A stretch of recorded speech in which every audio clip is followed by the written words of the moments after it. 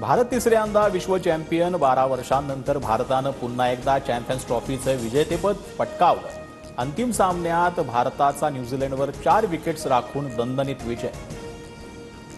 रोहित शर्माच्या नेतृत्वात भारतानं चॅम्पियन्स ट्रॉफीवर नाव कोरलं। रोहित शर्माच्या 76 धावा तर श्रेयस अय्यरची 48 धावांची खेळी।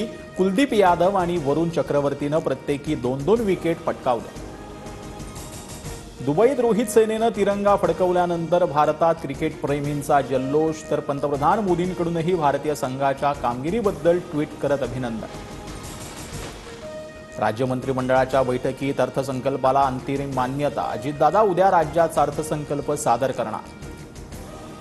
तुम्ही उद्धव ठाकरे होऊ शकत नाही, उद्धव ठाकरेंचा मुख्यमंत्री देवेंद्र फडणवीसांवर निशाणा। माझ्या कार्यकाळात मी कुठलीही कामं बंद पडू दिली नाहीत, कामांना स्थगिती दिल्याच्या फडणवीसांच्या टीकेला प्रत्युत्तर।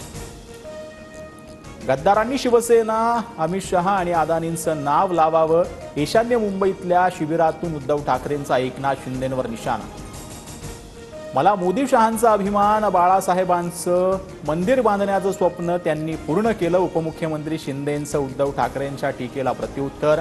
ठाकरे दिल्लीत सोनिया गांधी आणि राहुल गांधींची मुजरेगिरी करत असल्याचीही टीका।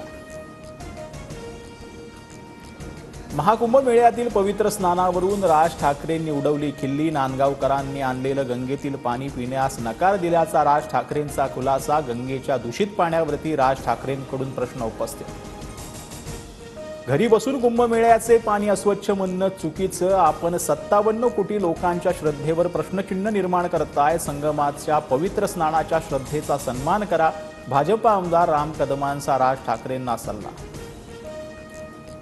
माझ्या आईवर खोटे आरोप कराल तर गप्प बसणार नाही। धनंजय मुंडेंचा फेसबुक पोस्ट करत सुरेश धसांना इशारा। मुंडे कराडच्या सोबतीला कंटाळून आई बरळीतून नाथराला गेल्या, एका मुलाखतीत धसांचा दावा। तुमच्या पक्षातील एका आमदारामुळे राज्य नासत चाललंय, त्यांना पाठीशी घालू नका। माझ्या वडिलांना न्याय द्या। वैभवी देशमुखची अजितदादांसह बारामतीतील आमदारांना विनंती।